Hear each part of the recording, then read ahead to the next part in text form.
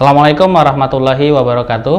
Apa kabar teman-teman Bincang Syariah? Bersama saya Muhammad Masrur Irsyadi. Sebagian kaum muslimin ada yang berpandangan bahwa tidak ada yang boleh membuat hukum atau hanya Allah saja yang mutlak memiliki hak membuat hukum.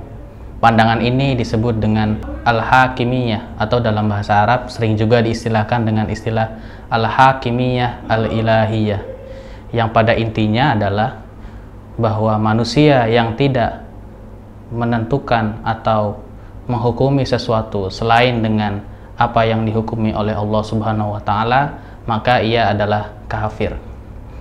Mereka meyakini bahwa pandangan mereka ini memiliki dasar dari ayat-ayat Al-Quran.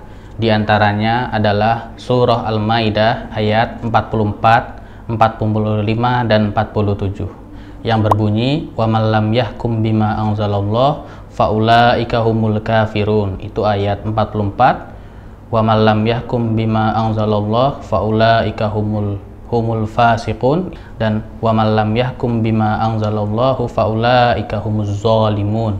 Ayat-ayat tersebut menjadi landasan bagi argumentasi mereka bahwa masyarakat muslim atau sekelompok muslim yang tidak menjadikan atau tidak mendasari hukumnya kepada apa yang tertulis secara tekstual di Al-Quran dan hadis, mereka hukumi mutlak sebagai orang kafir. Benarkah demikian? Jika pandangan tersebut diterima, maka konsekuensinya adalah negara seperti Indonesia yang mendasari hukumnya atau yang memiliki dasar negara Pancasila, mereka anggap juga sebagai negara kafir, dan orang-orang Islam yang hidup di negara tersebut juga dihukumi sebagai orang kafir karena dianggap tidak mendasari hukumnya pada Al-Quran dan hadis secara tekstual. Pandangan ini jika ditelusuri dari perspektif historis bersumber dari diantaranya adalah seorang aktivis Al-Ikhwan Al-Muslimun di Mesir pada tahun 50-an bernama Said Qutb, dan kemudian diadopsi oleh banyak gerakan terorisme yang pernah berkembang di Indonesia. Salah satu tokohnya adalah Aman Abdurrahman. Menurut Aman Abdurrahman, ayat-ayat tersebut menjadi dasar kafirnya orang-orang yang hidup di negara yang tidak mendasari kepada apa yang mereka sebut sebagai hukum Allah, yaitu hukum yang berdasarkan pada ayat Al-Quran dan hadis secara tekstual dan tidak terbuka kepada penafsiran apapun. Maka orang-orang muslim yang tinggal di Indonesia ia anggap sebagai orang yang kafir karena mendukung pemerintahan yang kafir atau ia sebut sebagai pemerintahan Tauhid. Sebelum menjelaskan apa penafsiran dari para ulama terhadap ayat-ayat tersebut, saya ingin memulai dengan memberikan dua pertanyaan penting terkait dengan konsekuensi pemahaman yang diyakini oleh sebagian kecil kelompok muslim yang memiliki pandangan radikal dan mengarah kepada tindakan terorisme tersebut. Pertama, jika seseorang tidak menerapkan ajaran Al-Quran namun ia masih memiliki keimanan kepada Allah Subhanahu wa Ta'ala, apa ia dikatakan mutlak sebagai orang kafir? Misalnya, ia tetap meyakini bahwa Allah Subhanahu wa Ta'ala adalah Tuhannya dan Rasulullah SAW adalah Rasulnya, hanya saja ia belum melaksanakan ajaran-ajaran Islam dengan baik, misalnya belum melaksanakan sholat fardu secara penuh, atau misalnya masih melakukan apa-apa yang dilarang oleh ajaran agama, tapi ia tidak meyakini bahwa hal-hal tersebut diperbolehkan di dalam agamanya, apakah ia dikatakan sebagai orang kafir?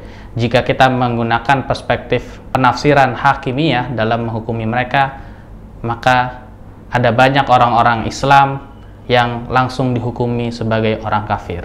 Kedua, kita perlu bertanya juga apa dampak dari pandangan hakimiyah tersebut terhadap orang Islam yang sudah menjalankan keislamannya dengan taat tapi belum mampu melaksanakan sebagian ajaran Islam yang lain. Apakah mereka juga langsung dihukumi sebagai orang kafir? Jika iya, sekali lagi maka ada banyak sekali orang-orang Islam di seluruh dunia ini, tidak hanya di Indonesia, yang dihukumi sebagai orang kafir. Padahal kita ingat bahwa Nabi Shallallahu Alaihi Wasallam pernah bersabda seperti disebutkan dalam hadis yang diantaranya diriwayatkan oleh Imam Al-Bukhari, "Man sholla sholatana wastaqbala kiblatana fahuwa minna." Barang siapa yang masih melaksanakan sholat seperti sholat yang kita lakukan, masih menghadap kiblat yang sama dengan kiblat kita, kata Rasulullah, maka ia adalah masih bagian dari kita. Maksudnya adalah masih sebagai bagian dari umat muslim. Kembali kepada penafsiran ayat-ayat dari surah Al-Maidah tersebut. Para ulama tafsir, diantaranya misalnya Ibnu Katsir dalam tafsir Al-Quranil Azim, Al-Qurtubi dalam Al-Jami' li Ahkamil Quran, Ar-Razi dalam kitab Mafatihul Ghaib, seluruhnya berpandangan bahwa ayat-ayat tersebut diturunkan kepada sekelompok orang-orang Yahudi yang tidak berhukum kepada hukum yang tertulis di dalam kitab mereka.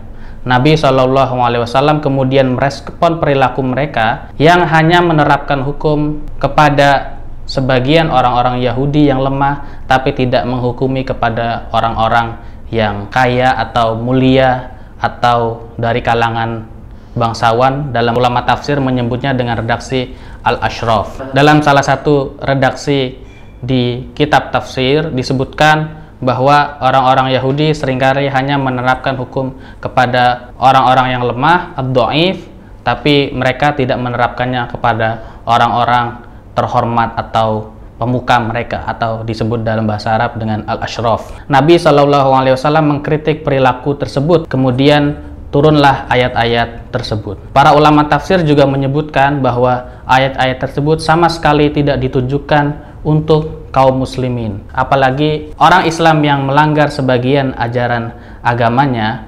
Dalam penjelasan ulama tafsir, memang dihukumi sebagai orang-orang yang berdosa, tapi mereka tidak dihukumi sebagai orang-orang kafir. Penggunaan ayat-ayat tersebut untuk mengkafirkan sesama umat muslim juga disebutkan oleh para ulama tafsir bermuara dari pandangan Khawarij yang juga menggunakan ayat yang sama, bahwa orang yang tidak berhukum kepada hukum Allah dalam keyakinan mereka, mereka anggap mutlak sebagai orang kafir.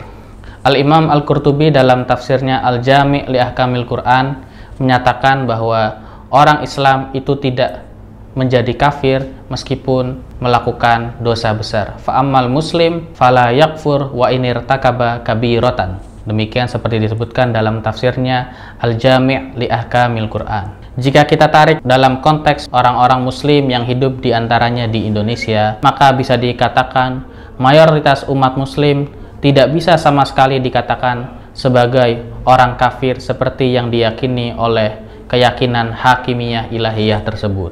Pasalnya, orang-orang Islam tersebut masih melaksanakan sholat dengan baik, meski sebagian tentu ada yang belum melaksanakan sholat dengan baik. Bahkan orang-orang Islam seperti di Indonesia disebutkan sangat rajin menunaikan zakat, rajin melaksanakan ibadah haji, bahkan kegiatan-kegiatan keagamaan semarak dilakukan di Indonesia. Ini sama sekali tidak menunjukkan bahwa mereka bisa dikatakan sebagai orang kafir hanya karena tidak melaksanakan sebagian dari ajaran agama Islam. Demikian yang saya sampaikan. Assalamualaikum warahmatullahi wabarakatuh.